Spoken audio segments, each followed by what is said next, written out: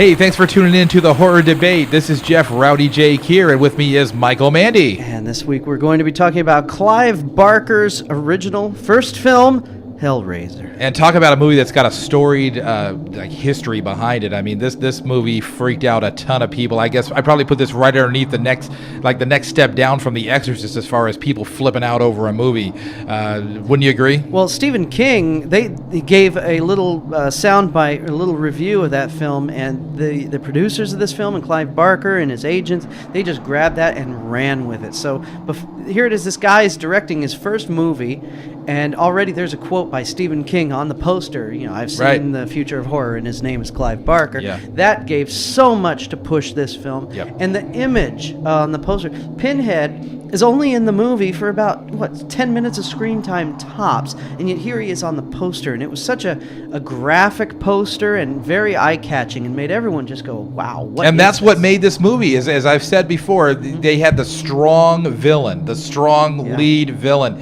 and people identified with that. And wow, man, this movie, it just brings back a lot of memories of my childhood, man. I remember watching this with a buddy of mine for the first time. I had never seen it before. I was probably, I want to say 16, 17 years old. And wow, man, I remember we just got in this huge religious debate after watching that movie. Religious? Well, yeah, it made us, it was kind of like, well, maybe theological debate, maybe we should say, or something along those lines. But we ended up actually going to see a father about some of the things we were discussing. I mean, it went really deep. Wow. We were like, we were always people that could bounce things off of each other. Well, the neat thing about Hellraiser was Pinhead and his minions, they really weren't evil. It wasn't like they were Jason Voorhees stalking people with a knife and killing people. Some people, were they demons or were they angels? I mean, people went to them for help. That they opened the box. Mm-hmm. They opened the Pandora's box. Mm-hmm. And so Pinhead said, "I'm just going to give you what you want." Right. So is that evil? But and I think the thing that really set this movie apart from almost everything else out there was the gore, but it wasn't like over the top gore, but it was good, solid, like the hooks in the skin. Yeah, pulling. It was creepy. Just seeing that creepy. Metal, the wooden rack, and just hearing the tinkling of the chains, seeing absolutely the hooks. And if you have not seen this movie, that was very visual. If you have not seen this movie on DVD, get the THX remastered version of this movie. You will love it to death. Literally, this flick is it comes out the blue hues, and I remember this so vividly. I just rewatched it. The blue hues in this movie, if you have a good high definition television, or even if you don't, just a good quality standard definition television, unbelievable, man. The shadowing, the detail. They really took their time, redid this movie right for DVD. The 5.1 is THX certified. God bless George Lucas. I love the man. But we still don't forgive you for screwing up the Star Wars on the remix. Absolutely. Yes. But, the bottom line is talk about a DVD that has the full package. The extras are fantastic. The making ofs, the commentaries.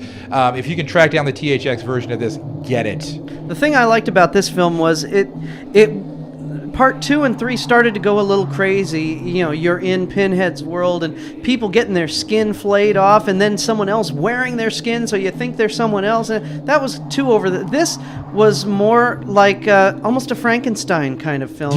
You remember the chick that had no skin and you could see every muscle, and it was all anatomically.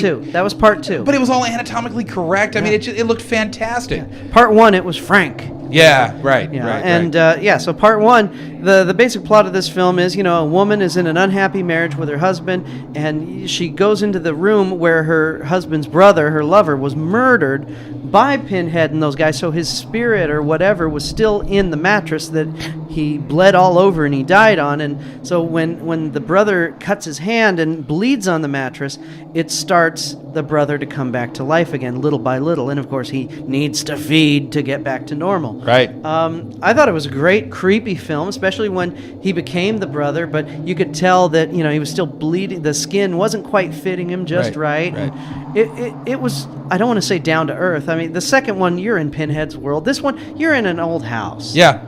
You know, And I thought the female lead in this movie was very effective as well. She I can't remember her name right off the top of my head, but boy, she was pretty good. yeah, she was a evil woman. Yeah. Leading people, to Bringing kill people for her lover. so yeah, absolutely to die to give him his complete body. Absolute trip, man. I highly regard this movie. I think it's at least a top 10 horror film of all time.